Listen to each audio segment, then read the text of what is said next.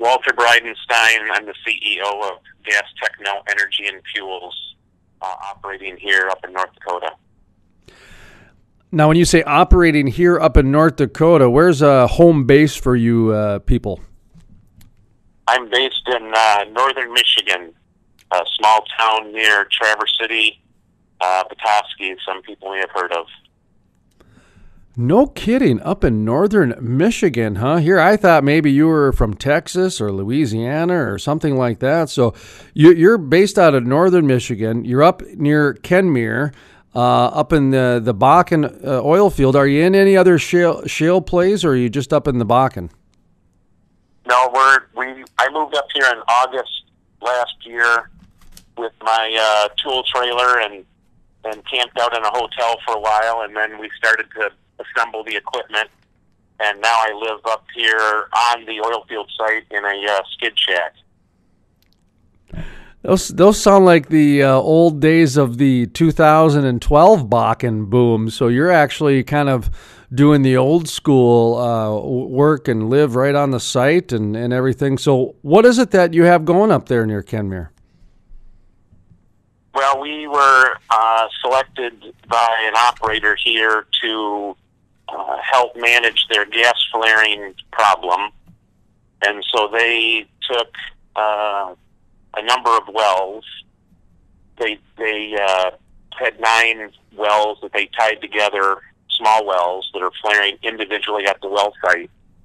They tied them together with a pipeline distribution system, brought those to a central location near one of their saltwater disposal facilities, and we tied into that lines, and now we gather the flare gas from those wells, and we process it on site by removing NGLs, natural gas liquids, from the flared associated gas. And we just in January moved our GTL plant up from Michigan, where we had it operating in a place called New Haven, Michigan, near Ithaca. And we've got it set up now to process not just NGLs, but also we'll make methanol from the associated gas. So NGLs, is there a market for that currently? Is there a transportation that needs to be done, or are they just or are you burning it right on site? I guess. Talk to me a little bit about after you get the NGL, what happens next? Well, the market up here in North Dakota has been, from what I've learned since August, since working up here the last 6 months, is that NGLs are very common. They're produced by a lot of operators, One Oak, some of the midstream companies, and they transport those through large pipelines to Texas in Conway, and they separate those NGLs and fractionate them into methane, propane, butane, hexane, pentane, etc. And that's where that gives them access to, international distribution markets, as well as, into the Texas, chemical industry. So NGLs are very common up here, but if you don't have a pipeline to your facility, to your well pad, then you either flare the gas, or you wait patiently to tie into a pipeline. And if the pipeline is not full, if that distribution line is not full, then you can sell your gas via pipeline to these big midstream operators, and then they'll send them off to Texas. Some small fracs will actually process them, and of course One Oak does too. They'll separate them, they'll fractionate them here, and then sell the product locally, regionally into the market, as LPG and so forth. But that that process to do that really requires a lot of pipeline infrastructure, and that's what has been the problem with some of the bottlenecks and why you see so much flaring going on, is that the pipelines are having a tough time to get to all these drilling sites and pads. So our technologies come along as a alternative to well site pipelines, and we can actually install, as others have done up here very successfully. G2 comes to mind as another company that is up here, and they provide modular NGL systems, and they take the flared gas from the site, from the well site. They process it right there on site, make the NGLs, and then they truck the NGLs to these big midstream operators who buy them and fractionate them. So that it's been done up here very well, successfully, and the market's growing to look more toward on-site processing of the flared gas as opposed to pipeline delivery of the flared gas. And so that's where we come in. We do the same sort of thing as G2 and others. We actually have one further step beyond what G2 and others do. We actually provide also the GTL plant along with the NGL plant. So we've got a two-part solution, whereas most other companies have just the single-part NGL solution. For me, this has been a lot of fun watching the evolution of these natural gas projects and there's just that whole market because one of my, I don't know, first probably 5 stories, I think, was the next big boom is natural gas. And back then, back in 2011 and 12, the word science project and cost and that sort of thing was dominating the conversation. And so, you know, and in fact, you mentioned G2. I go back that far with Brian Siebel, the CEO. I remember when he was just kind of first starting out in the Bakken, you know, they were doing these things, and he was one of the ones talking about being a science project for some different areas. And so the reason I asked you about, you know, the different transportation and that sort of thing is because I see the evolution happen, and I see where it's becoming more common now, where outfits like yourself and you mentioned G2, so I'll mention them too, are being used a lot more for on-site. And that, to me, is being validated by some of the things that you're talking about here. So is it the cost has got down? Is it just there's more familiarity with it? What's the reason behind more of this on-site NGL technology becoming a solution for these oil companies? I think the big issue up here is that oil companies don't typically like to venture into new technologies. And so G2 has been the pioneer largely up here. Others have also come and gone, but G2 is a first-class operation, and they've been able to demonstrate successfully to a number of their clients and operators that they can do it. And so that's given positive feedback to the industry that, you know, processing on site can be done. Preferably, all the oil companies would rather just sell pipeline gas, and it's simple. Once they tie in, they've got access to the pipeline. They don't have to worry about on-site processing and the additional equipment and the issues that go along with on-site processing. However, in the last, say, 12 months, as more drilling has come into play and the well pads are getting larger, you know, 3, 4, 5, 8, 10 wells per pad, as they look at these multiple well pads, you have a significant volume of associated gas that comes with the oil. and the pipelines are full. So even if you tie into a pipeline, the chance of being able to sell your gas through the pipeline is a challenge. And so these operators, even though they prefer to have pipeline access, because of the overwhelming volume of gas that's being put into these pipelines, you might find wells that actually, in certain areas in the reservation and so forth, they will sell gas 25% of the time and flare 75% of the time, even with pipeline access.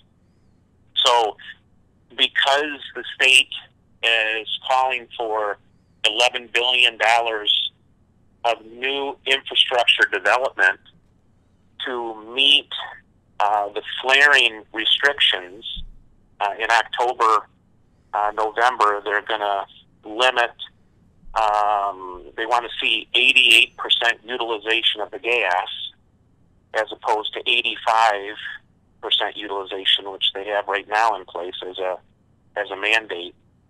That becomes very, very difficult. That 3% really is going to be a challenge to meet. But the politicians and the environmentalists and class action lawyers and everybody are watching, obviously carefully, to see that the state continues to try to come up with solutions.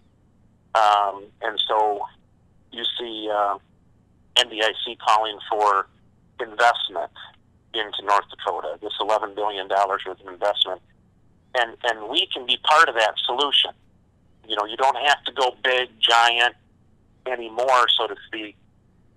You know, we can go small and try to, we're not going to make the same impact that they would on a large scale with the pipelines and the big gas plants and the distribution facilities, but we can make a positive impact by offering on-site processing, and you know that is starting to become an option more and more and more, because they have to meet these requirements.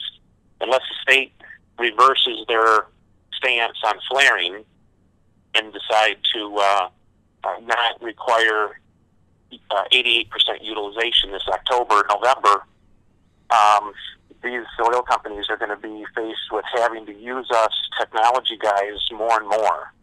We're going to have more interest, and so I think the industry is being driven by flaring regulation.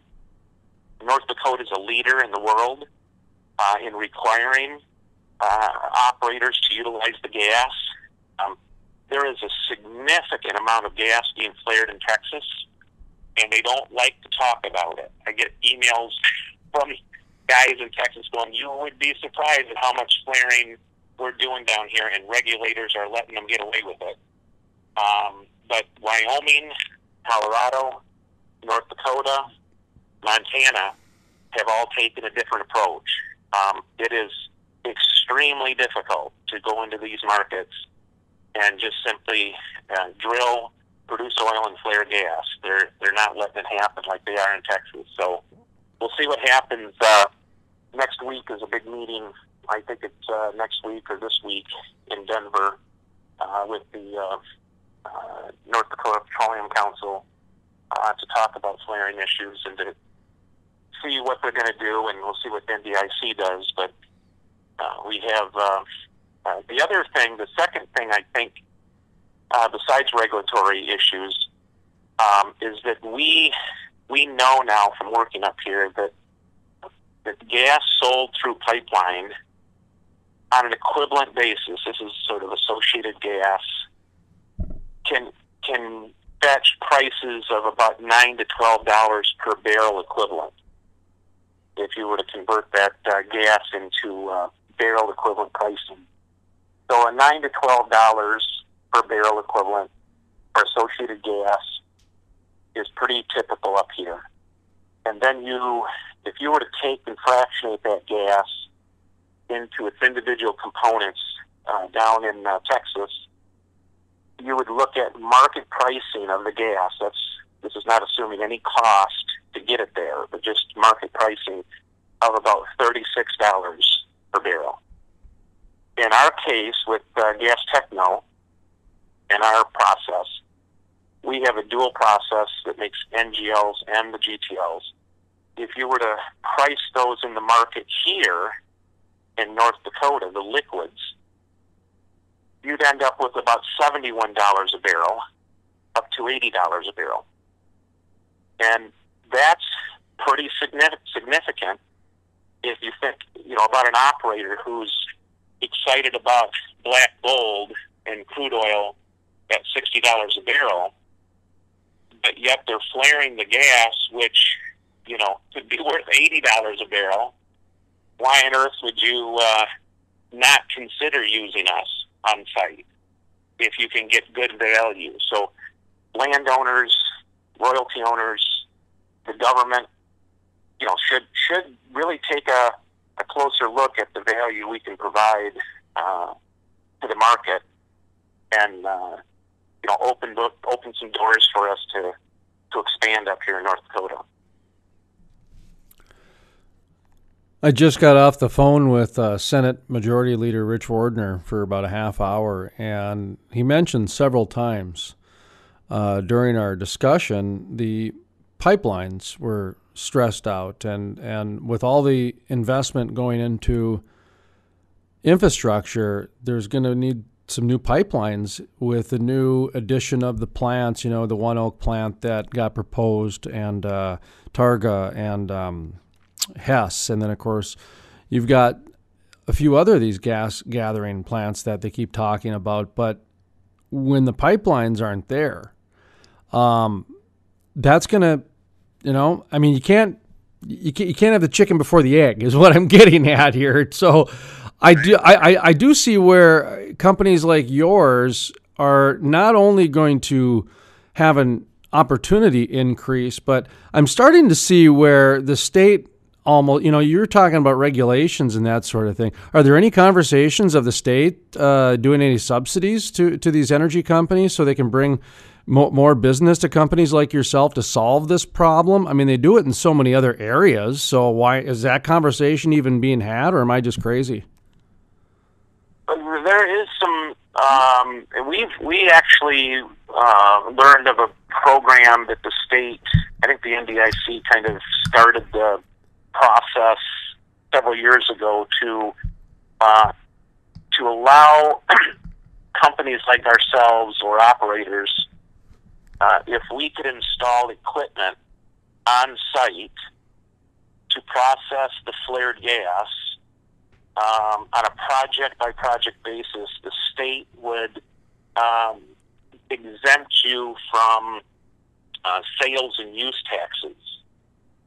So when I first came up here in August, we started looking at ways in which we could help support the costs, because I was putting in, about $200,000 worth of infrastructure, equipment, expenses, and as a small business, that was the challenge for us.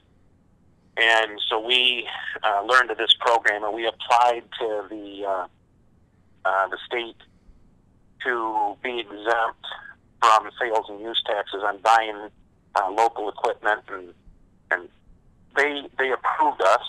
So we've got an exemption for this site where I'm at today, and so we've submitted our receipts and all that stuff to the state, and they've given us a refund check on the local state sales taxes that we paid on equipment. And so that was a small incentive. It was helpful. It can be laborious to do all that paperwork for $4,000 or $3,000 in savings, but it was a good chance for us to use the exemption, and it helps us too with a little bit of credibility when we say we're tax exempt in this project. But we're looking at going to the reservation next on a project that we think we may have won the bid on.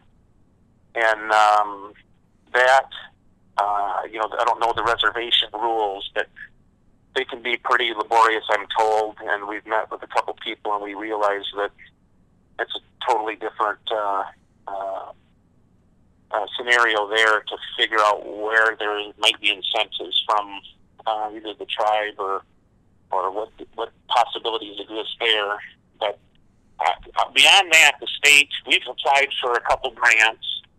We were approved on one grant by the state, which we didn't meet the deadline to take the funding because we were building the plant in Michigan at the time. So we applied for another grant last year, and they called us and said that we were not selected. So I think it's going to be tough to get more support for these new technologies at the state level. But I think it's all going to depend on how what happens with this meeting next week in Denver, and how they recommend what to do. Are they going to, encourage new technologies to work at site? Are they going to discourage us? Will they encourage operators to consider on-site technologies, or will they discourage them and focus on pipeline-only solutions, in this $11 billion worth of infrastructure? It all, NDIC is the leader. Everybody looks to them and their voice. So if it's either encouraging or discouraging, we just have to wait and see. I guess I don't see that many options, to be perfectly honest. I mean, there's a certain law that's in place that you have to have a certain percentage of gas flared. And if the pipelines are full, I guess to me, I just don't see a lot of options is where I'm getting at. So I'm looking at it where they would only encourage your types of gas gathering at the very least as a Band-Aid until some of these other major plants come on board. Because when the next phase comes on board, it's going to be a whole new ball game in the Bakken, and we all know that. But until then, there's some things, some bridges that need to be done. And quite honestly, there is quite a few wells on the books that they haven't drilled yet because they're still trying to find the workforce to go out and do it, but doesn't mean that they don't have maybe the finances secured. They just got to go ahead and implement it now. So do you know what I'm talking about, to where I don't see them having a lot of options? So I know what you're trying to say, that, the meeting could go a lot of different directions, but I guess I'm looking at it where it could only go a couple. Yeah. And no, I agree with you totally. I mean, I think that there's a genuine interest, obviously, that oil. Nobody wants to just waste the gas resources. That's just human nature. I mean, there's a lot of putting all that money up into the air, and you avoid the royalty owners. They need to be paid for that. The state needs to get their severance taxes, and the oil companies, obviously, it's a way for them to get a return on their investment. So wasting the gas is a non-starter. North Dakota's taken the lead. Really, if you look, I've worked around the world in their regulatory framework to say, we definitely want you to stop flaring. We're at 85% now. They have recently been putting more pressure on operators to not just extend their drilling program unless they deal with the flaring issue. So that pressure is starting to mount. The big issue will be this 88%, because if they do approve the 88% and they leave it alone, that's going to put huge pressure on the operators in the state, because now they're going to be out of compliance starting from November, just by the nature of the current production. And it'll put huge pressure on the state and industry to solve the problem. And I think you're 100% right. At that point, when there's that much pressure, we will definitely have a seat at the table. There's no doubt about it. I've reached out to try to be, part of this meeting in Denver and haven't had any feedback. So I just have to be patient and wait and see how things go. If they don't go from 85 to 88, if they choose to grant an extension, then we just have to be patient and keep promoting new technologies as a well site solution. And I think at some point, some of the operators will see the value. As I mentioned before, why sell gas for $12 a barrel if you can convert it on site and make $70 a barrel? Those are economics that are attractive to operators, and I think that over time they'll start to see that we can compete with pipelines and give them an alternative. Well, there's many people from John Gibson, former CEO of One Oak, to Harold Hamm from Continental Resources, to Lauren Scott, who's an energy expert, economist, who've flat out said, revolution changes and rewriting business plans. And so I think what's happening is, there's a rewriting happening of an industry, starting with the kings, which is the oil and gas companies, and it's trickling down. And so the technology portion, the new workforce, if you will, all these different things, this is new to people. We kind of joke that the old days of slinging chains, those are kind of gone. And the nomadic workers, those are kind of gone now. It's more of, there's a little more white in the collar these days. And there's more precision in terms of big data and technology. And, there's becoming hubs, and, hitches are getting redefined too. And so I look at kind of what you're going through right now, and, it's almost like a slow and steady will win the race type of a thing, Yeah. Well, we've been in development for 15 years, and it's been a challenge. In 2010. I built my first little pilot plant in my garage in northern Michigan. And, along with that came a couple, small explosions. If the neighbors thought I was shooting guns off in the garage, but that wasn't the case. I was just not sure how the reaction was gonna work. So, we've paid our dues from, right from the garage in 2010. We did a very successful test in 2011 on an oil field with that same pilot. Then we built a prototype/demonstration plant that was in a 25-foot car hauling trailer. We hauled it to an oil field in Kalkaska, Michigan, and set it up on an oil field there, and got it working successfully with what I call second-generation technology. And then this third plant we built in 15 and 16, and then moved it into operations in the center part of Michigan in 2017, and operated that, in 2016 in July, and then operated that up till July of 2017.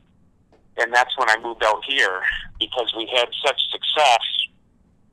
The decision was, okay, jump in the truck, grab the tool trailer, come out to North Dakota, just live on site. And I've been here 6 months, and I've only been home twice now, each for a week at a time in the last 6 months. So I'm committed to to prove that we can do it. So I'm excited to see what happens with the continued oil price and operators continuing to drill up here. So we'll at some point get our name out there, name recognition, and I think we'll be able to come up with some customers. Walter Breidenstein, CEO at GasTechno Energy, and we're talking a little bit about not the early days, folks, the current days of the Bakken oil boom right now. And I was chuckling because in my early days, I was in a food truck. I actually bought a food truck sight unseen off Craigslist, drove it out to the Bakken and set up a food truck. And that's where I did my radio show from the early days. And I chuckled because I was the only radio show out in the Bakken at that time, live and, and tackling local issues and all that other stuff. And I laughed so hard because Senator Mike Enzi was out in the Bakken. At the time, Congressman Rick Berg was parading through a lot of senators and congressmen. And Mike Enzi from Wyoming was there. And I laughed because here he is on my radio program in front of this just awful looking, terrible food truck dive of a thing. And it just, but hearing your story out there, it's those types of things that really make you appreciate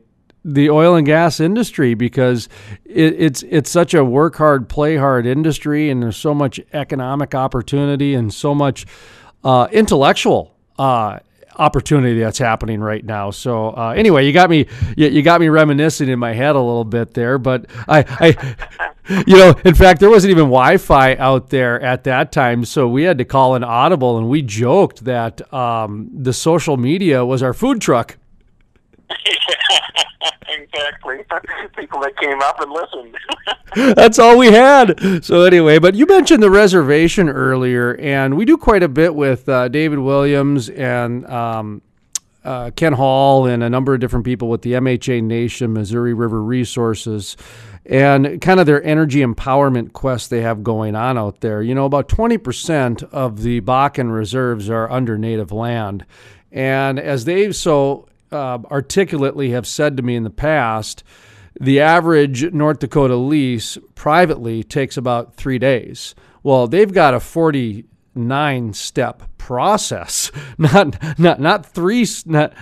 days, but process. So sometimes it would take 9 months to a year before they could get anything going. And their argument early on was that put them at a disadvantage because everybody had a 3-day they can go in 3 days. Well, these guys are still doing paperwork and everything else like that. So you've mentioned about a little bit about the reservation. So talk to me about that integration in your mind or in that whole process, how you see that, because it's a totally different world out there.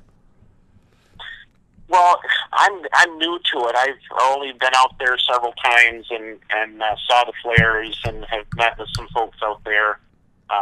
And what I have learned is that there's a tier 1, tier 2, tier 3 structure where, if you want to do business on the reservation, you've got to contact some of these companies that are approved and then work through them to do your business. And so we've just started to reach out to some of these companies. Next week, I'm hoping to be introduced to one of the tier 1 operators out there to see what their interest might be in helping us to operate on the reservation. So I'm kind of new at it, but we did have a couple of the employees from MHA Nation come out and visit with us back in, I think it was October, November, when we were first set up and operating here. And it was interesting because they were talking about their, the plans for this Missouri River company that they had set up to do expansion and more drilling and be more of a tribal-based operating an oil company. And so at that point we were thinking that would be because they just by the nature of their culture, they take flaring very serious. They don't want to waste that resource. So they're probably one of the bigger promoters that we would find on the reservation to help alleviate some of the flaring. And so we'll have to wait to see if we can get into the network there and find out who would be supportive of what we're doing. And so we're looking forward to that. I will just say one thing is that I'm from northern Michigan, so I grew up with significant snowfall coming off Lake Michigan. So for me to see, 2-3 feet of snow in a night when you wake up in the morning and cold weather is not uncommon. But when I came out here, and it's more flat, I've never really had to deal with minus 20 to minus 40 degree temperatures day after day, night after night, and trying to run a processing plant out here. It's been quite an experience. We've had about a 95% uptime in operations, but there's been times where it was so cold, everything froze shut, and I've got heat trace, and I use methanol, and I've got everything insulated like we would do in Michigan. So I've had that experience, but it was unique to be on a man lift 25 feet in the air trying to replace a valve in minus 40, temperatures, going, wow, I'm good for 5 minutes. I got to get down and go into the compressor room and put my hands and face against the heater because it was, crazy. So I'm happy that we've been through this, and I'm hoping that March will be a little kinder to us and, start to go into spring so that we can start to look for new locations. And I'd certainly love to somehow get onto the reservation and find some possibilities. I chuckle. I remember back, I think it was 2014, it was the sixth coldest winter on record in North Dakota, and I think it was like 63 consecutive days below zero, something like that. Diesels were gelling up on the interstate, et cetera, and I just remember that being miserable, and I grew up in North Dakota, and so I was used to that cold and et cetera, but I just remember that winter, it was so miserable. And then a buddy of mine calls me, and it was one of the first days, it was like above 10 degrees, I think. And he calls and he says, hey, it's really nice out today. Let's go ice fishing. And I took a step back and I thought, okay, if it's nice enough to go stand on a frozen lake, I got to rethink my living priorities. Yes, exactly. I'm just fortunate that I've had the cold weather experience in northern Michigan because the other colleague that's working with me out here, he's from Canada, so he's used to it as well. But I know some of the guys that are coming in from some of the southern states and so forth, their body's just not used to it. Just like if I had to go to Texas and work in 90-degree heat, I would, no, and you'd have to sweep me up. It's way too hot for me. So, but yeah, it's going to be an interesting challenge up here, I think, to operate different projects, different sites. Knowing that you've got to prepare for the winters up here. It was a good experience for us to go through it because this was our first project up here, and I know now what not to do, what to do. So the next project we move to, I think we're going to be that much better, and I won't necessarily have to live in a skid shack on the site running it 24/7. All right, Walter Breidenstein with CEO of GasTechno Energy, and kind of wrapping up here a little bit. Anything that we missed out on? Anything you want to reiterate that kind of give you the final word, if you will? I kind of. I'd say use it as a good opportunity. Say, treat me as if I'm a potential customer. Let people know how they can get in touch with you, why they should use your services. And, at the same time, you're going to let people know how you're solving the problem of flaring out there. So it's kind of a 3-for-1 for the listener and the CEOs and everything else out there. So go ahead. Well, first of all, I want to thank you for this opportunity. It was interesting to see your website and videos and some of the stuff that you've been putting online. I mean, it's really exactly what the type of forum that I would, that I was very happy to be part of. In terms of the technology, I would say don't let the issue of new technology scare you away. It's new, but it's not unproven, and we've been working in it for 15 years. It's been a long, hard struggle, but we've got now good third-party validation in operations in Michigan. We're up here now to stay in North Dakota. This is going to be the focus for me over the next couple of years to really address the flaring problem. I think the state, as long as we can get some support from, we don't necessarily need to have their funding, because I know that can be difficult, but if we could at least know that we're part of the solution, and that large-scale pipeline infrastructure and large-scale project development is not the only promoted solution to the problem up here. If we can be part of the small solution where well site technologies are also at the table, I think there's a good chance that we will be able to demonstrate our commitment to North Dakota. It'll only bring value to the state for revenue. It'll also bring value to the reservation, where anybody that drives through there knows it is significant, the amount of flaring that's going on. And the pipelines are full. Putting in new pipelines is going to be a challenge, I'm told, up there. It's not a simple process. We could be as you mentioned earlier, a temporary solution. So we could go in there, set up, and at least provide temporary relief to the flaring. And then once they do connect to a pipeline and they do get, continuous 24/7 capacity flow, then we can pull our equipment off and go to the next site. If those options for pipeline are not going to be